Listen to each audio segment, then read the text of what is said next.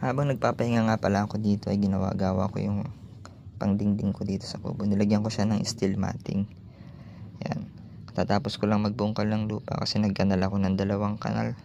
Kaso 2 lang kasi sobrang tigas at ang daming pili-pili. Kailangan hugutin kaya medyo naaabala.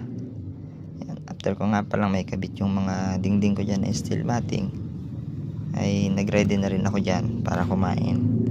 Kaya ramdam talaga yung pagod dyan kasi sobrang init at ang tigas pa ng lupa. Kaya yan, nagutom ako, kumain muna ako. Nagbaon nga pala ako dyan ng talbos ng kamoteng kahoy. Yan yung aking ulam. Kumain lang ako saglit habang nagpahinga tayo kanina. Habang nagpapahinga, lagyan natin yung steel matting ito. Lagyan natin yung kubo. Papahinga. Ang init. Yun, dinagdagan na natin yun ng 2 kanal. Tigas kasi ng lupa kaya 2 lang.